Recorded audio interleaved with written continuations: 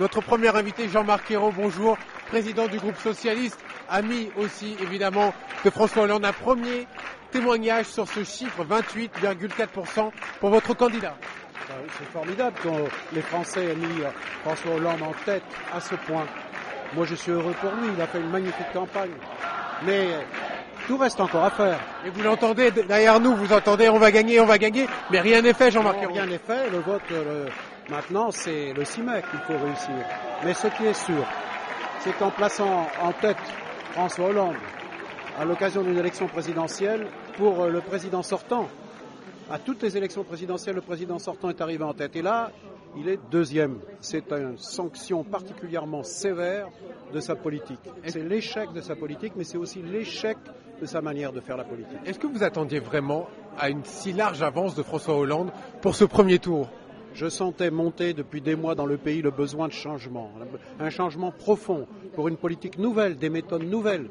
Et vous savez, les Français, on disait qu'ils allaient s'abstenir, qu'ils se désintéressaient de cette élection.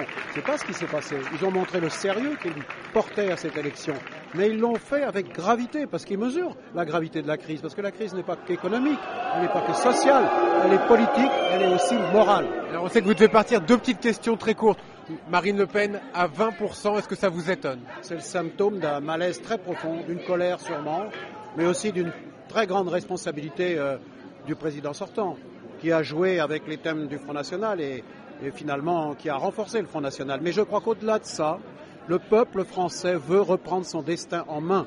Et toute la tâche qui nous incombe maintenant, c'est de convaincre que le choix que propose François Hollande aux Français, qui était le choix de l'espoir, mais aussi le choix de la raison, c'est le seul possible pour redresser le pays dans la justice, mais aussi créer les conditions du redressement de l'Europe. Donc plus François Hollande aura un score élevé au deuxième tour de cette élection présidentielle, plus nous les Français, nous lui donnerons avec les Français, avec la société française, les moyens de changer vraiment les choses en France et en Europe. Mais si on vient de regarder les chiffres, Jean-Marc Ayrault, le total de la gauche n'est pas si important que ça, n'est pas plus fort que ce qu'on pouvait imaginer par rapport au total de la droite. Ce qui est important, c'est la dynamique d'une élection.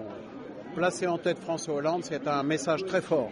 Et nous allons amplifier cette dynamique au second tour parce que notre responsabilité, c'est de mettre en mouvement la société, sortir de l'ornière dans laquelle on est enfoncé, de retrouver la République, les citoyens, et puis de retrouver notre influence, sortir du déclin et faire en sorte que demain, en donnant à François Hollande les moyens d'une majorité nette, nous lui permettrons de gouverner la France, mais aussi de débattre et discuter et négocier avec nos partenaires européens. Merci beaucoup Jean-Marc Ayrault. Et vous l'avez peut-être entendu derrière nous, rue de Solferino, il y a des centaines de personnes qui viennent de hurler à l'annonce des résultats. Nous aurons peut-être des images d'ici quelques minutes.